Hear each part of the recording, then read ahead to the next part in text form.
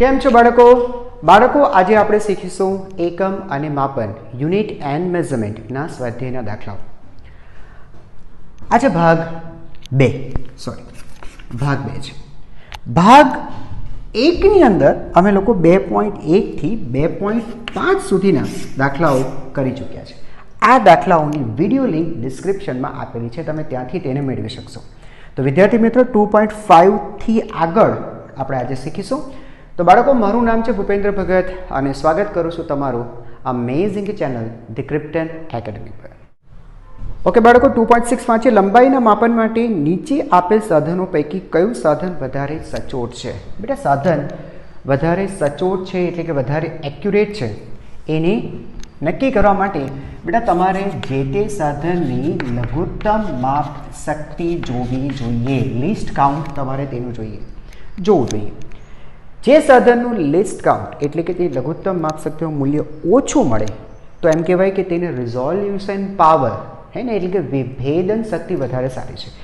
Okay, સમજો મારી પાસે 3 અલગ અલગ સાધનો છે A, B, C. સમજો કે એક સાધન ડેસિમલ પછી ફક્ત 1 અંક, બીજો સાધન ડેસિમલ પછી 2 અંક અને ત્રીજું સાધન ડેસિમલ પછી 3 અંક સુધી ચોકસાઈ સાથેનું માપન કરી શકે છે. તો બેટા આ સાધન વધારે એક્યુરેટ કહેવાશે. કેમ? કારણ કે ડેસિમલ પછી તેની વિભેદન શક્તિ જુઓ બેટા સૌથી વધારે છે, કારણ કે તે ડેસિમલ પછી 3 અંક સુધીની ચોકસાઈ સાથેનું અવલોકન લઈ શકે છે. સમજાય છે? તો આ દાખલાની અંદર આપણે શું કરીશું, જે કંઈ પણ આપણને વિકલ્પો આપેલા હશે એ વિકલ્પમાં જે વિકલ્પની લઘુત્તમ માપ શક્તિનું મૂલ્ય સૌથી ઓછું જણાશે તે સાધન સૌથી વધારે એક્યુરેટ કહેવાશે. ઓકે, તો શરૂઆત કરીએ આપણે. એ વાંચો બેટા, શું કહે છે જો.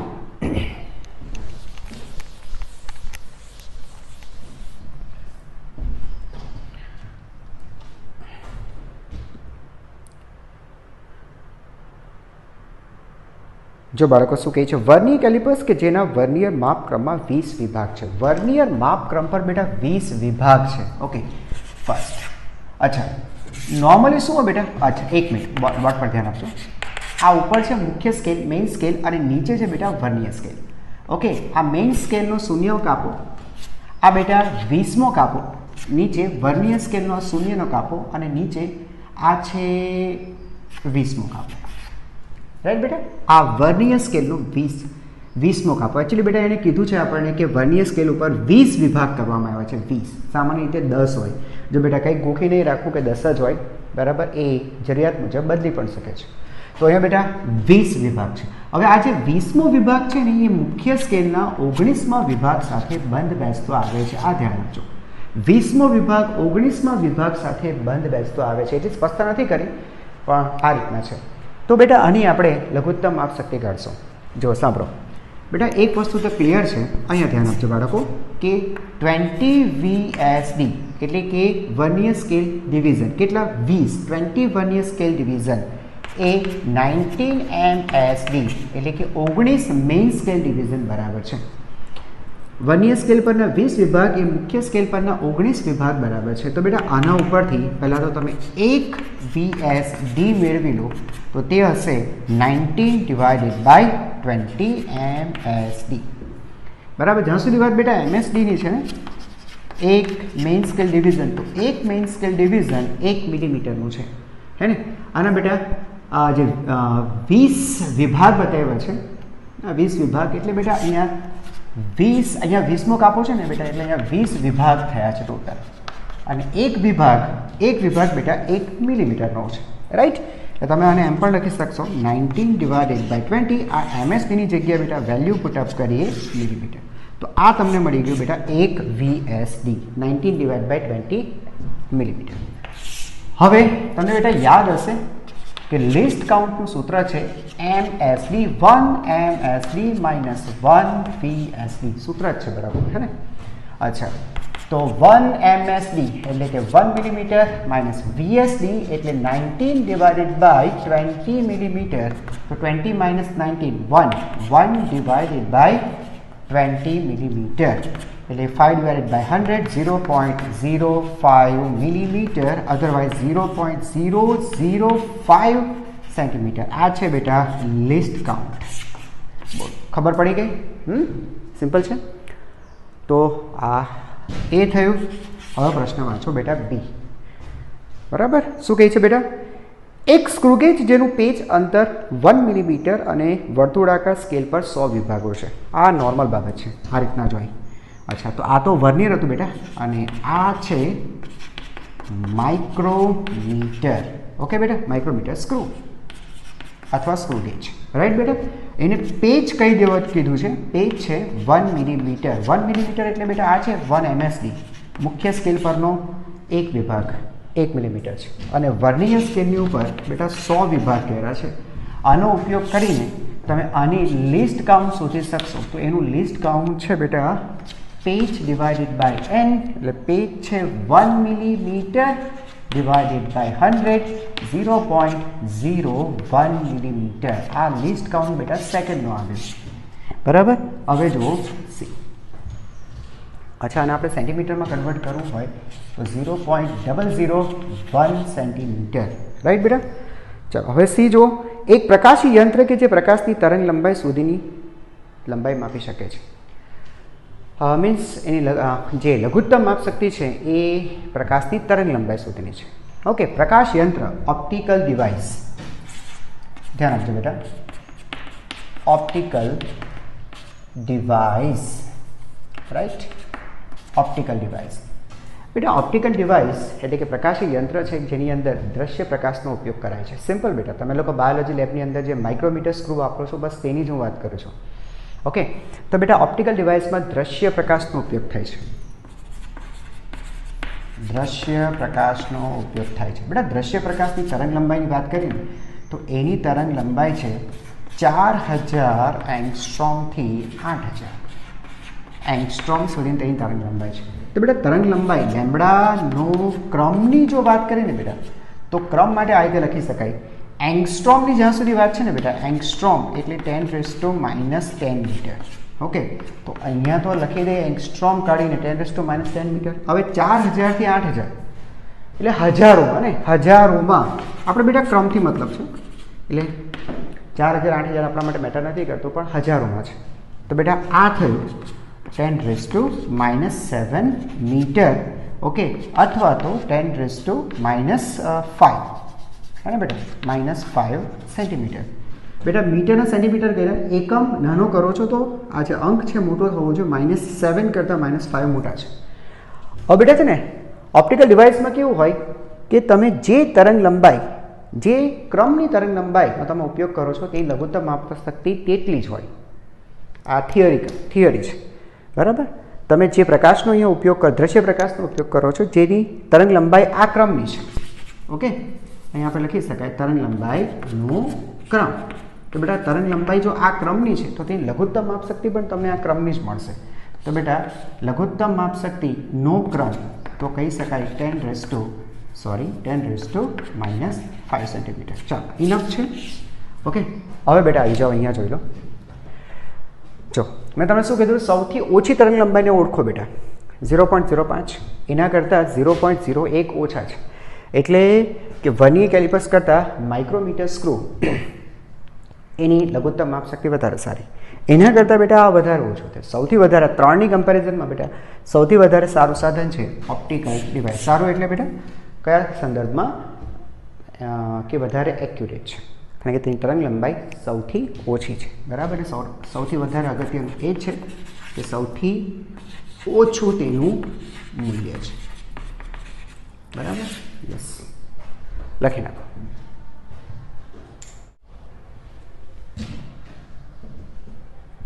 ચલો બાળકો આગળ જોઈશું. હવે 2.7 એક વિદ્યાર્થી 100 મોટવણી ધરાવતા માઇક્રોસ્કોપ વડે માનવ વાળની જાડાઈ માપે છે.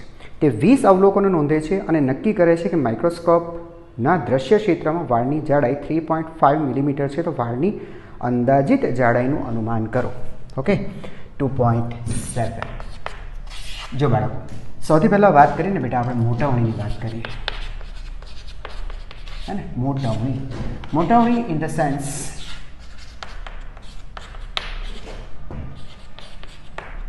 मैग्निफिकेशन, राइट बेटा.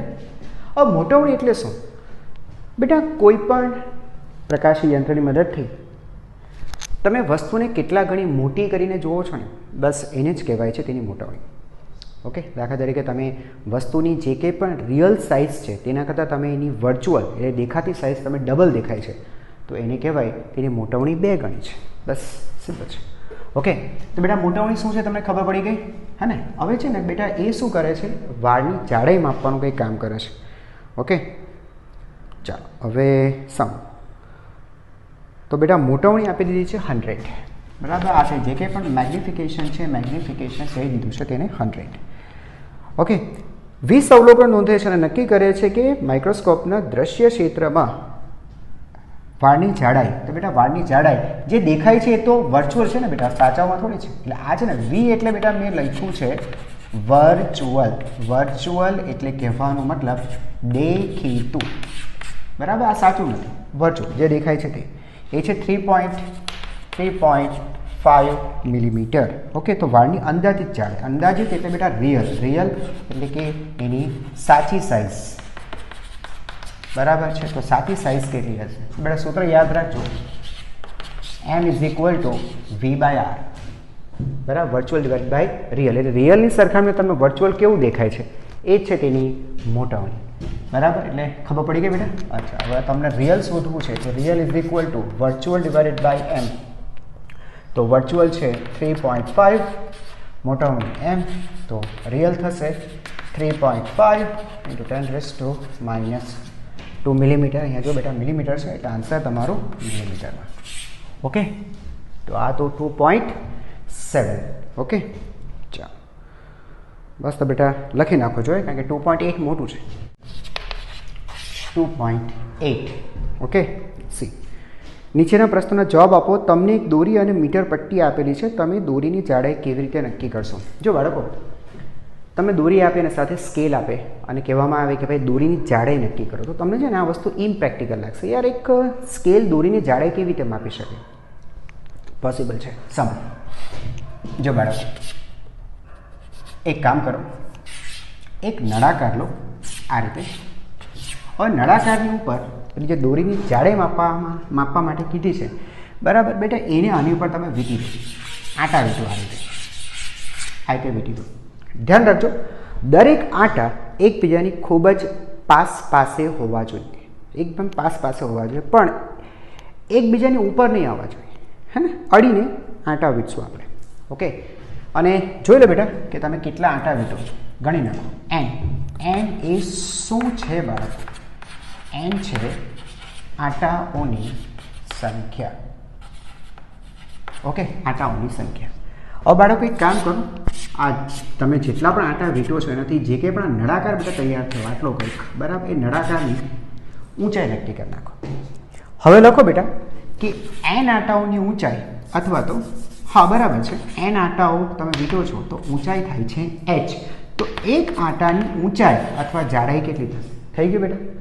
એક આટો એટલે આપણા માટે દોરી, હે ને બેટા. આ એક આટો 1 2 3 4 તમે n આટા વીટો છો, n આટાની ઊંચાઈ મળી જાય તો તમે એક આટાની ઊંચાઈ દોરીની જાડાઈ મળી જશે, બરાબર. એ જાડાઈ હશે h/m. ઓકે, ચાલો. તો આ 2.8નો પહેલો પ્રશ્ન પૂરો થઈ ગયો.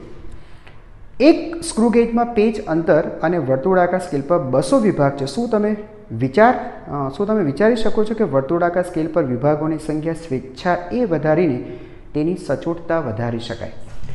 જો બાળકો, એક મિનિટ, હા, અને આપણે એ કહીએ, હવે બીજી વાત કરું છું. જો બેટા એક સિમ્પલ જેવી વાત છે, લઘુત્તમ માપશક્તિની વાત કરીને સ્ક્રૂ ગેજ ને, સ્ક્રૂ ગેજ ને બેટા, તો સ્ક્રૂ ગેજ માટે બેટા તમે સમજો છો કે એની જે લીસ્ટ કાઉન્ટ છે એ છે પેચ ડિવાઇડેડ બાય n. હવે તમે n, આ n છે ને બેટા નોર્મલી 100 હોય, પણ તમે એને 100થી વધારીને તમે 200 કર્યા છે, તો બેટા અહીંયા તમે 100ની જગ્યાએ 200 તમે છેદ વધારશો તો લિસ્ટ કાઉન્ટ ઓછું થશે, ઘટશે. તમને ખબર છે લિસ્ટ કાઉન્ટ જેમ ઓછું હોય તેમ સાધન વધારે એક્યુરેટ કહેવાય, એટલે કે સાચું જ છે. પણ બેટા છે ને આ વસ્તુ ઇમ્પ્રેક્ટિકલ છે, વ્યવહારુક નથી. કેમ વ્યવહારુક નથી? 2 પ્રોબ્લેમ છે. એક તો બેટા એ છે, જો સાંભળજો બાળકો,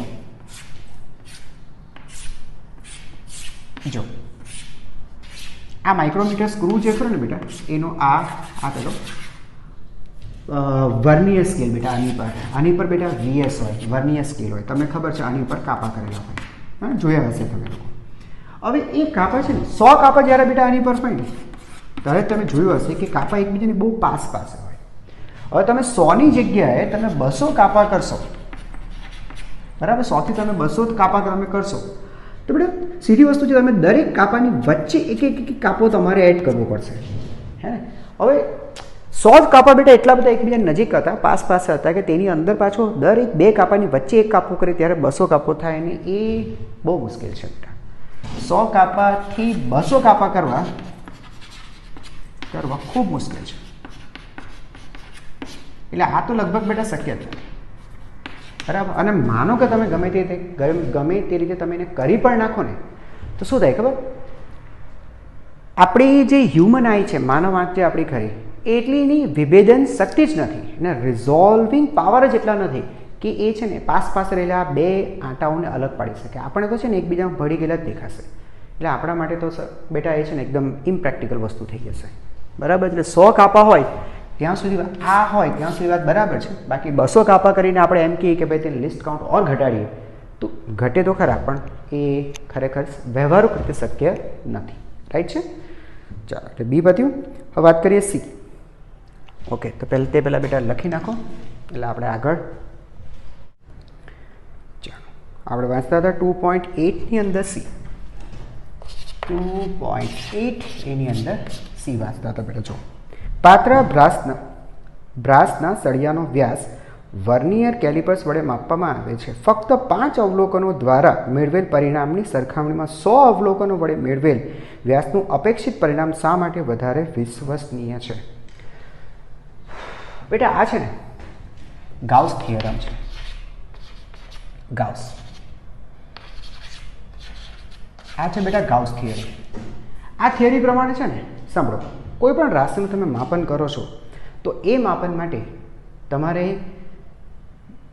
લીધેલા જો અવલોકનની સંખ્યા વધારે હોય, બરાબર, એટલે જો n એટલે બેટા સાંભળજો,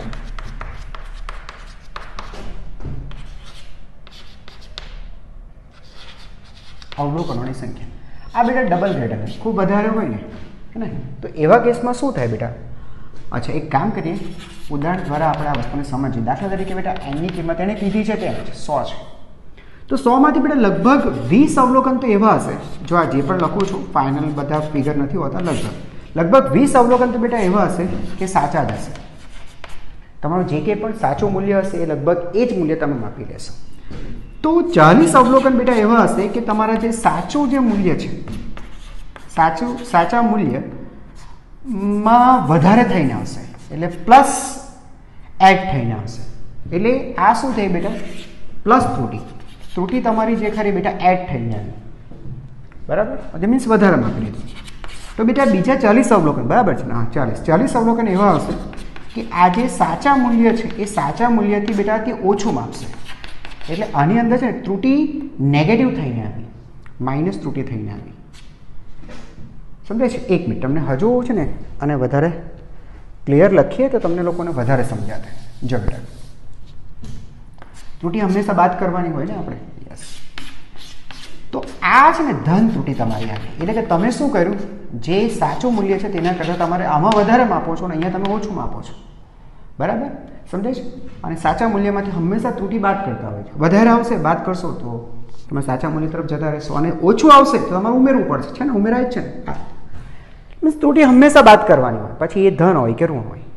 મીન્સ લગભગ અડધા અવલોકન એવા હશે કે જેમાં ત્રુટિ પ્લસ આવશે, અડધા અવલોકન એવા હશે ત્રુટિ માઇનસ આવશે. આનું સરેરાશ કરશો ને બેટા તો આ છે ને પ્લસ ત્રુટિ એટલી જ માઇનસ ત્રુટિ હશે તો કેન્સલ થઈ જશે, તમે સાચા અવલોકન પર આવી જશો. સર સમજાતું નથી ને? સમજાતું બેટા? અચ્છા, સમજો, સાચું મૂલ્ય છે ને બેટા 2 છે, કોઈ અવલોકન છે તેનું સાચું મૂલ્ય બેટા 2 એકમ છે, બરાબર. હવે તમે 20 અવલોકન તો એવા લીધા છે, સાંભળજો બેટા, 20 અવલોકન જેવા દરેક વખતે 2 આવે છે. હું છે ને સરેરાશ લેવાનો પ્રયત્ન કરું છું, હા બેટા, ધ્યાન આપજો, સરેરાશ. તો 2 વત્તા 2 કેટલી વખત લખશો બાળકો તમે? સર 20 અવલોકન તો સાચા જ છે, એટલે 20 વખત તો બેટા એનો સરવાળો કરશો તમે, આ એક થયું. હવે 40 અવલોકન એવા છે કે જેમાં તમે ત્રુટિ પ્લસ આવે છે, તો તે આ રીતના છે 2 પ્લસ 0.1. સાંભળજો, આ એક અવલોકન થયું, બરાબર? ઓકે, આ એક અવલોકન થયું, 2 1 મિનિટ હું તમને આ રીતે લખી દઉં, 2 પ્લસ 0.2 થયું આ રીતે, પછી કંઈક 2 પ્લસ 0.3, બરાબર? મને થોડો મોટો કૌંસ કરી નાખીએ આપણે, બરાબર? એટલે તમને વધારે સમજાય. યસ, આ રીતે. તો આવા કેટલા અવલોકન થશે સર? આવા 40 અવલોકન થશે, 40 વખત, 40 અવલોકન,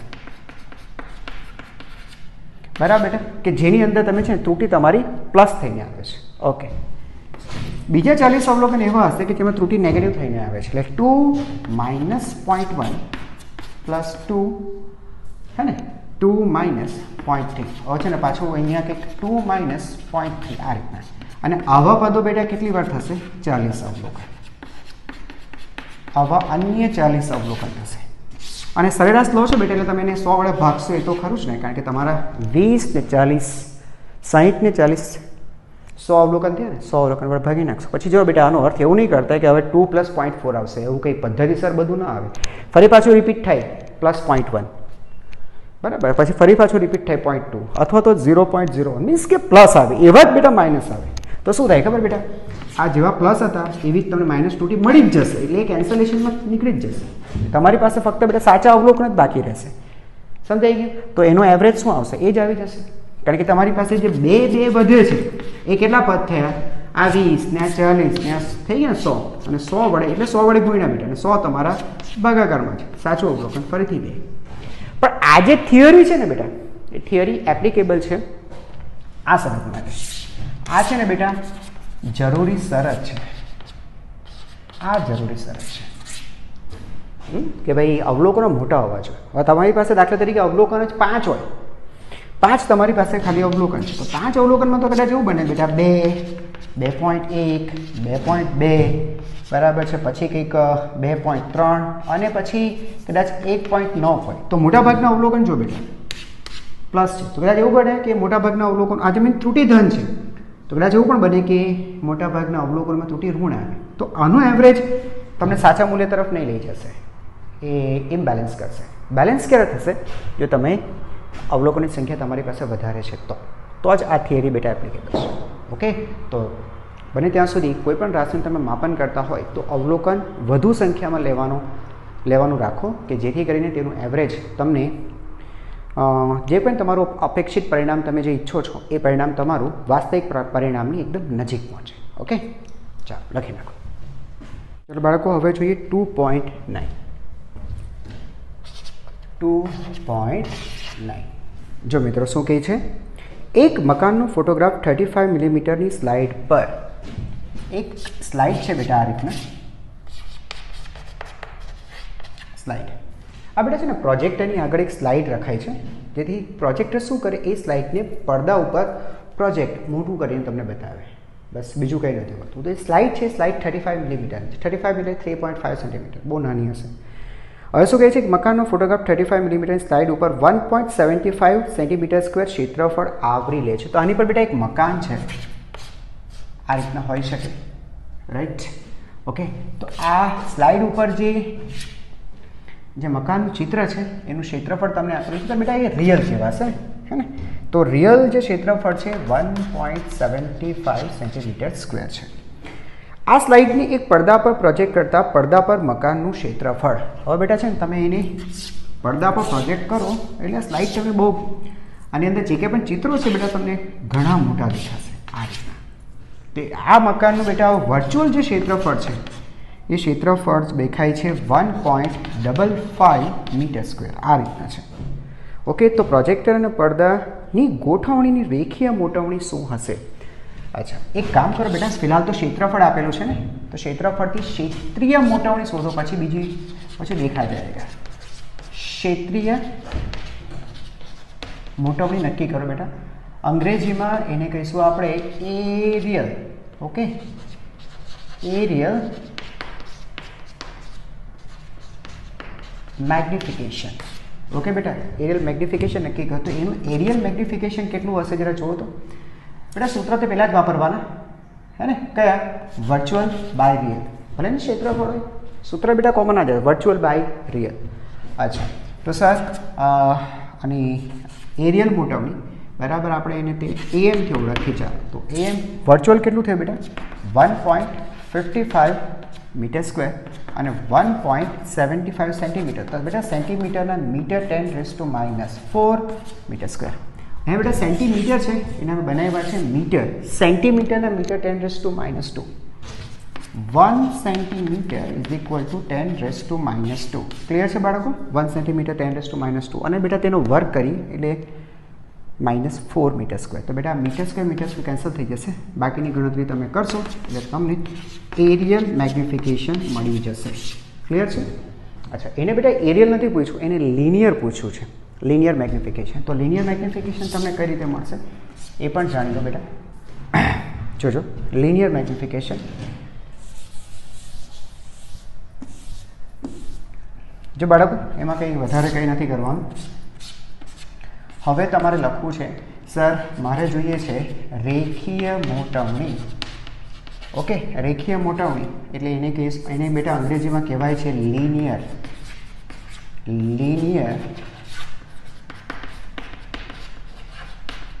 मैग्निफिकेशन राइट बेटा लीनियर मैग्निफिकेशन तो एने आपणे आ रीते लखीए फिलहाल तो ए छे ने तमने बेटा आज तमारू जो एरियल मैग्निफिकेशन है एनु स्क्वेर रूट लई लेजो वर्गमूल लई लेजो एटले मळी जशे।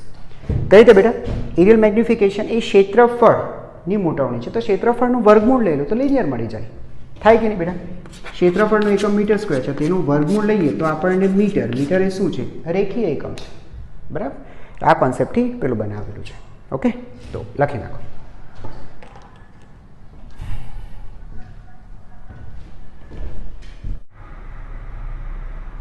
હવે જોઈએ 2.10 શું કહે છે બાળકો વાંચો નીચે આપેલ સંખ્યાઓમાં સાર્થક અંકો નક્કી કરો તો બધી જ સાર્થક અંકો બેટા હું લખી નાખું છું એક છે 0.007 metre square right B 2.64 into 10⁻²4 that much kilogram. C 0.2370 gram per centimeter cube. D जो 6.320 joule. C not C but E 6.032 Newton into Newton per meter square and finally F is equal to 0.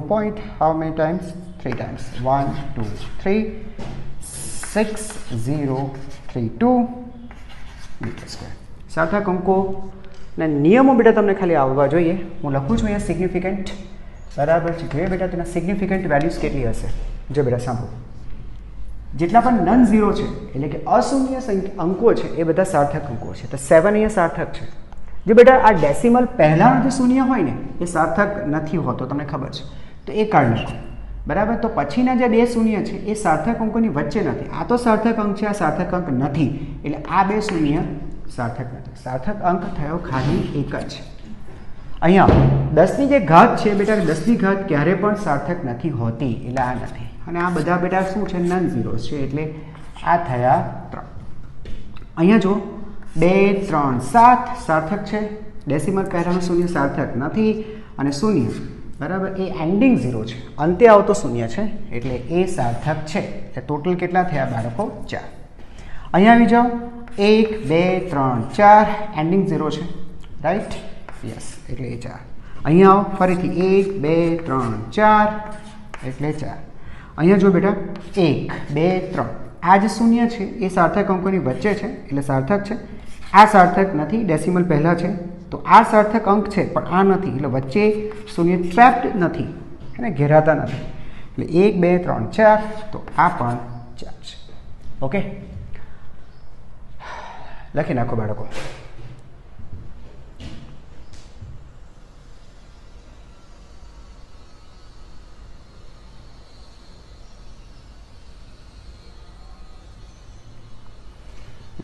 સાથે ગણી નાખીએ એક ઓર આની સાથે સાથે જ 2.11 શું કહે છે એક લંબચોરસ પાતળી ધાતુની તકતીની લંબાઈ પહોળાઈ અને જાડાઈ ઓકે તો એક ધાતુની તકતીની વાત કરી છે અને બેટા આ રીતની ધાતુની તકતી છે જેની લંબાઈ પહોળાઈ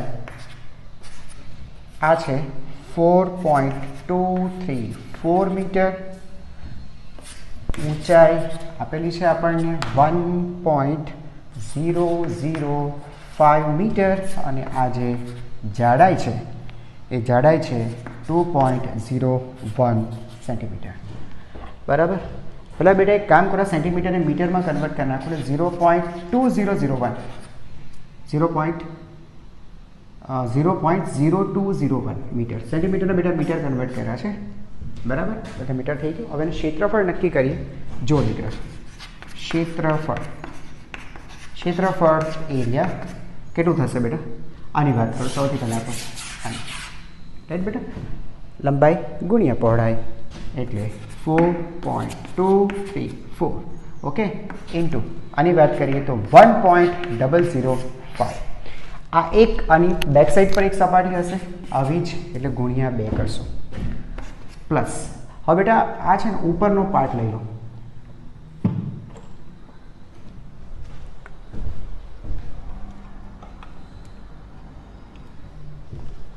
હવે બેટા આપણે આ પાર્ટ લઈએ આ પાર્ટ ઉપરનો પાર્ટ તો એમાં આ જે પોર્શન છે એ છે 4.234 આ ગુણ્યા એટલે 0.0201 ઇન્ટુ 2 સર કેમ બે એક ઉપર આવે ને બેટા એક નીચે આવે ઓકે પ્લસ હવે બેટા આ વાળો પોર્શન લઈ લઈએ આ વાળી બાજુ લઈ લઈએ બેટા અને એ છે 1.005 અહીંયા અને એની સામેની સાઈડ પર એ પછી બેટા પહેલાં તો આ લંબાઈ થઈ અને આ પહોળાઈ લખવી પડશે 0.0201 ઇન્ટુ 2 બોલો ખબર પડી બેટા આ 1 2 3 ત્રણ પદ આવવા જોઈએ અને દરેક પદને 2 વડે ગુણવાનું છે કારણ કે દરેક બાજુ ડબલિંગ થશે મીન્સ ડબલ થશે કઈ રીતે બેટા 3 તો તમને દેખાય છે અને 3 નથી દેખાતી બોર્ડ ઉપર એમ 6 છે ઓકે તો બેટા આની ગણતરી કરીને તમે જવાબ મેળવી લેજો અને તે જ આન્સર હશે તમારો મીટર સ્ક્વેરમાં કારણ કે દરેક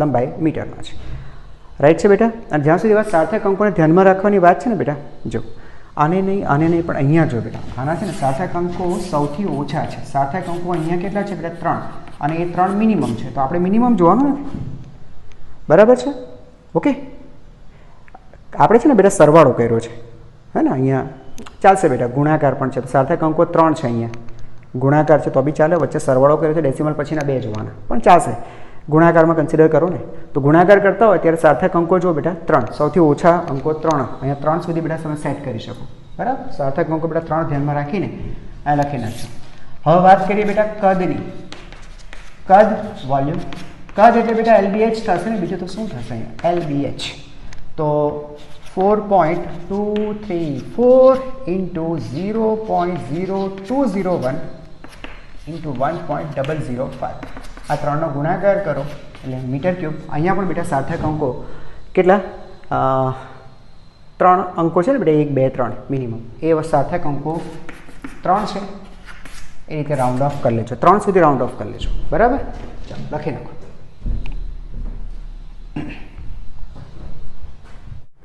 ચલો બેટા હવે જોઈએ 2.12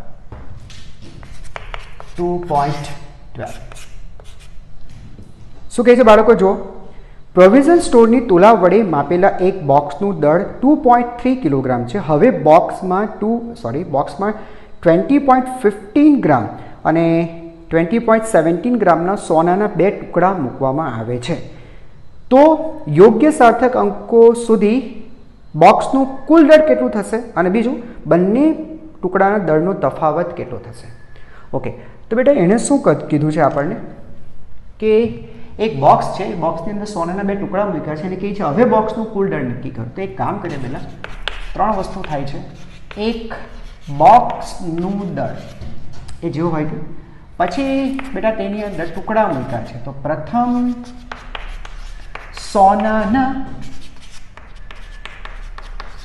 ટુકડાનું દળ અને ત્યાર પછી બેટા બીજા સોનાના ટુકડાનું દળ તો એ દળ લખી નાખીએ બેટા અને પછી એનો સરવાળો કરી નાખીએ એટલે આપણને કુલ દળ મળી જાય. બરાબર, ચાલો ઓકે ફાઇન. તો બેટા એ કહે છે 2.3 kg. યસ બેટા, અહીંયા લખો 2.3 kg. ત્યાર પછી 20.15 ગ્રામ. અચ્છા, હવે ઇસ્યુ થઈ ગયું બેટા. જો 20.15 ગ્રામ ત્યાં કિલોગ્રામમાં છે ને, એટલે આ થશે 0.02015 કિલોગ્રામ. 3 સ્થળ ખસવા પડશે બેટા, 1 2 3, રાઈટ. એટલે 0.02015 કિલોગ્રામ, એવી રીતે 0.2017 કિલોગ્રામ. 17 છે બેટા, 20.17 ગ્રામ છે. ઓકે, સરવાળો કરીએ. 7 ને 5 12, 3 0 4 3 2. યસ, આટલા કેજી બેટા ટોટલ દળ થશે. હવે સિગ્નિફિકન્ટ સરવાળો છે બેટા. સરવાળામાં ડેસિમલ પછીના અંકો આપણે જોવાના. ડેસિમલ પછી અહીંયા 1, અહીંયા તો 1 કરતાં તો વધારે જ દેખાય છે, હે ને? તો બેટા સિગ્નિફિકન્ટ 1 એ મિનિમમ છે. આમાં ખબર પડે બેટા, તો આપણે મિનિમમ સિગ્નિફિકન્ટ લઈએ. દશાંશ ચિહ્ન પછી 1, એટલે અહીંયાથી જ રાઉન્ડ ઓફ કરવું પડશે. 4 છે, 5 કરતાં ઓછા કહેવાય. 5 કરતાં ઓછા એટલે તમારો ફાઇનલ જવાબ બરાબર સાર્થક અંકો સાથે, સાર્થક અંકોની સાથે જો આપણે આન્સર લઈએ તો બેટા તમારો આન્સર છે 2.3 kg. ક્લિયર થઈ ગયું બાળકો? તો આ કુલ દળ મળી ગયો. પછી કહે છે બેટા આ જે સોનાના જે ટુકડા છે ને એનો દળનો તફાવત પણ નક્કી કરો. તો એ નક્કી કરી નાખીએ બેટા. તો એ છે 0.02017, 0.02015. આ બંને બેટા કિલોગ્રામમાં છે, રાઈટ બેટા? બાદબાકી કરીએ. ઓકે, આ રીતે. તો આને બેટા લખી શકાશે 2 × 10⁻⁻5 kg. રાઈટ બેટા? અને સિગ્નિફિકન્ટની જ્યાં સુધી વાત છે, અને સિગ્નિફિકન્ટ નથી, અને એક સિગ્નિફિકન્ટ છે આપણે લેવાનું છે, 1 સિગ્નિફિકન્ટ. તો બરાબર, તો આપણને મળી ગયો તફાવત. રાઈટ, લખી નાખો. ચાલો, તો બાળકો આગળ જોઈએ હવે 2.13. ઓકે, 2.13 શું કહે છે બાળકો? એક ભૌતિક રાશિ P નું માપન યોગ્ય 4 રાશિ A B C અને D સાથેનો સંબંધ આ પ્રમાણે છે. લખીએ બેટા, જે કંઈ પણ છે લખીએ. P = A³ B √C × D. આ રીતના છે. A B C અને D માં પ્રતિશત ત્રુટિ આ રીતે આપેલી છે તમને. તો P માં પ્રતિશત ત્રુટિ શોધો. જો બેટા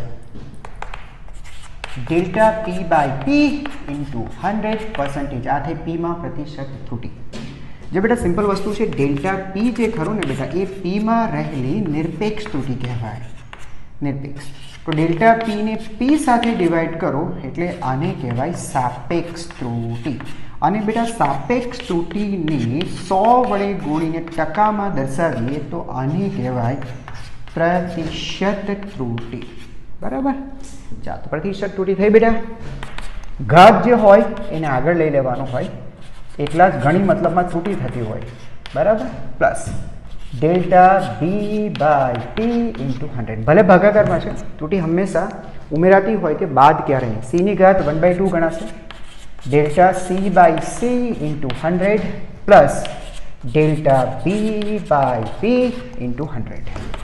ઓકે, અને 100 વડે 100 તો ગુણ્યા જ છે બધા સાથે, એટલે પર્સન્ટેજ લખવાના બાકી છે. ઓકે બાળકો, હવે છે ને વેલ્યુ પુટઅપ કરો. A માં રહેલી પ્રતિશત ત્રુટિ એને કેટલી કીધી છે? 1%. 1 પ્લસ B માં રહેલી પર્સન્ટેજ 3, 1/2. C માં રહેલી 4 અને D ની અંદર પર્સન્ટેજ ત્રુટિ છે 2. ચાલો બેટા ગણતરી કરો. શું કહે છે? 3 + 3 + 2 + 2 બરાબર. 3 ને 3 6 ને 2 8 ને 2 10. કેમ આવું થયું? 2. અચ્છા, જો એક મિનિટ, હા કંઈક ભૂલ થાય છે દીકરા. લેટ મી સી, જરા જોઈ લઈએ આપણે ક્યાં ભૂલ છે. અચ્છા, અહીંયા છે ને બેટા B² છે. Okay, sorry. તો બેટા અહીંયા 2 વડે ગુણાશે, રાઈટ બેટા? B માં તો 3 × 2 એટલે બેટા આ 6 થશે. ઓકે, તો 2 ને 2 4 6 10 ને 3 13%. બરાબર, આ તમારો આન્સર. બરાબર, આગળ વાંચો બેટા. હવે શું કહે છે?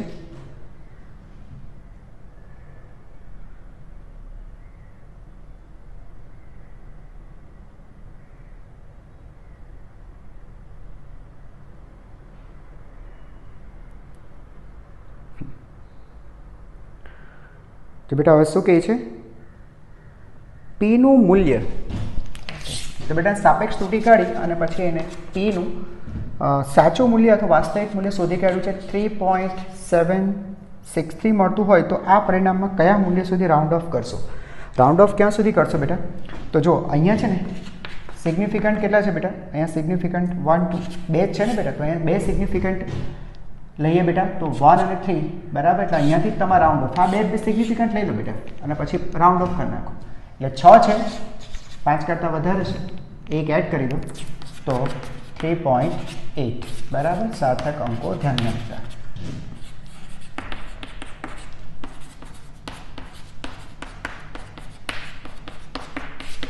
સાર્થક અંકો ધ્યાનમાં લઈએ એટલે બેટા આ રીતના થાય. ઓકે, લખી નાખો. ચાલો આગળ જોઈએ બાળકો. હવે જોઈએ 2.14. મુદ્રણની ઘણી ત્રુટીઓ ધરાવતા, મુદ્રણ એટલે બેટા છાપકામ એમ. તો ઘણી ત્રુટિ ધરાવતા એક પુસ્તકમાં આવર્ત ગતિ કરતા એક કણના સ્થાનાંતરના જુદા જુદા સૂત્રો આપેલા છે. બરાબર છે. હવે કહે છે તો પરિમાણને આધારે ખોટા સૂત્રને નાબૂદ કરો. હું બેટા કેટલાક સૂત્ર લખું છું. 2.14 first y is equal to a into sin 2 pi t by t. આ સમીકરણ સાચું છે. તો કઈ રીતે? બરાબર બેટા છે ને આ આખી રાશિ પરિમાણ રહિત હોવી જોઈએ. a sin આ બેટા સોરી ખાલી sin 2 pi t by t આ છે ને પરિમાણ રહિત હોવી જોઈએ. m0 l0 20 છે સો છે જ નહીં, કારણ કે આ છે ને બેટા આ એ થીટા છે અને તમને ખબર છે થીટાના પરિમાણ 0 છે. આ છે ને બેટા થીટાના પરિમાણ હોતા નથી. તો શું લખી દઉં છું m0 l0 20. તો શું આ twice pi t by t એના પરિમાણ આટલા જ થાય છે? ચેક કરો. 2 પાઈ અચળ, t સમય છે, સમયના પરિમાણ t1, t આવર્તકાળ પણ એક દોલન પૂર્ણ કરવા માટે લાગતો સમય છે બાળકો, એટલે t1 એટલે t0. થઈ ગયું ને બેટા પરિમાણ રહિત. બરાબર છે. અચ્છા, હવે બચ્યું શું બેટા? a. તો એનું જે પરિમાણ છે એનું પરિમાણ એ વાયના પરિમાણ બરાબર થવું જોઈએ.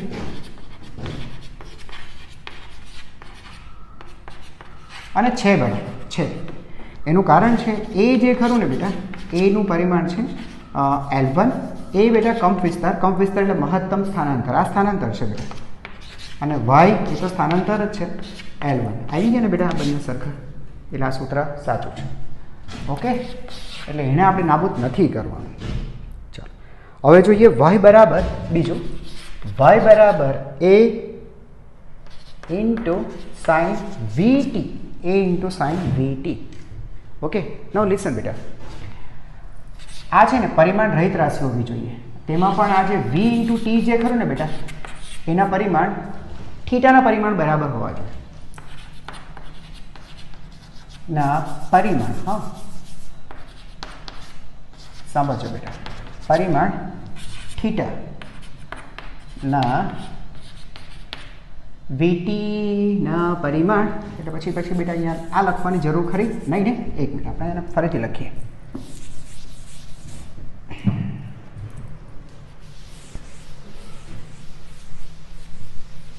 ચાલો જો બેટા, તો જે vt છે ને બેટા એના પરિમાણ થીટા એટલે કે પરિમાણ હોવા જ ન જોઈએ. ચેક કરો તો બેટા v ઇન્ટુ t ખોટું છે. જો આ v m0 l1 t minus 1 વેગ છે ને બેટા, વેગના પરિમાણ ગુણ્યા સમય એટલે t1. તો બેટા આ કેન્સલ થયું બરાબર. તો આનું પરિમાણ શું આવ્યું? l1 બરાબર છે.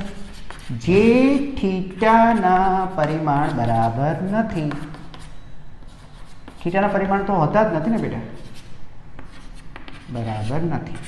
થીટાના પરિમાણ શું હોય બેટા? m0 l0 20. તેના બરાબર નથી, એટલા માટે ખોટું છે. સી. ઓકે બાળકો, સી. હવે સીમાં શું લખે છે? y is equal to y is equal to a by t into sine t by a. Okay બેટા, આ ખોટું છે. કેમ ખોટું છે બેટા? t બાય a ના પરિમાણ હોવા જોઈએ થીટાના, નહીં થાય. t શું છે બેટા? t1 સમય. a શું છે? એ મહત્તમ સ્થાનાંતર. સ્થાનાંતર એટલે બેટા L1. તો આનું પરિમાણ થયું m0 L-1 t1 બરાબર છે જે થીટાના પરિમાણ નથી. બરાબર, એટલા માટે આ પણ બેટા ખોટું છે. ઓકે, ચાલો લખી નાખો. આગળ જોઈએ બેટા, હવે કહે છે 2 પોઈન્ટ નહીં સોરી. ઓકે બાળકો, હવે જો સી પછી ડી, અને ડી હવે એ છેલ્લું જ છે બેટા. જો ડીમાં એ શું કહે છે? y is equal to a by √2 into sine 2 pi t by t into cos 2 pi t by t. આ રીતના છે બેટા. ઓકે, ચાલો આ સાચું છે. કેમ સાચું છે? જો બેટા, આ તો આપણે જોઈ ગયા કે 2 પાઈ ટી આના પરિમાણ એ થીટાના પરિમાણ બરાબર છે. અને અહીંયા પણ બેટા એ જ વસ્તુ છે, હે ને? સમજાય છે? બંને રાશિ પરિમાણ રહી જ છે, વચ્ચે સરવાળો છે, એટલે આ સાચું જ છે ને બાળકો? બરાબર. બાકી શું રહ્યું? a by √2. તો a બાય √2 જે ખરું બેટા, a બાય √2 જે ખરું એ √2 એના પરિમાણ y ના હોવા જોઈએ. ચાલો એમાં જોઈ લો. એ મહત્તમ સ્થાનાંતર. સ્થાનાંતર એટલે L1, આના પરિમાણ હોતા નથી. તો શું આવ્યું બેટા? L1 આવ્યું, રાઈટ? તો L1 એટલે કે જે y ના પરિમાણ છે. બોલો, ખબર પડી ગઈ? એટલે આ સાચું છે. ઓકે બાળકો, તો લખી લો પહેલાં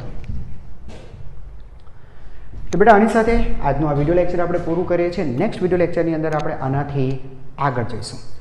ઓકે બાળકો, તો પ્લીઝ લાઇક અને શેર કરવાનું ભૂલતા નહીં. અને હજુ પણ ચેનલને સબસ્ક્રાઈબ ન કરી હોય તો સબસ્ક્રાઈબ કરી લેજો અને બેલ આઇકન દબાવવાનું ભૂલતા નહીં. ઓકે બાળકો, તો નેક્સ્ટ વિડીયો લેક્ચરમાં ફરીથી મળશું. ત્યાં સુધી અભ્યાસ કરતા રહો. Thank you.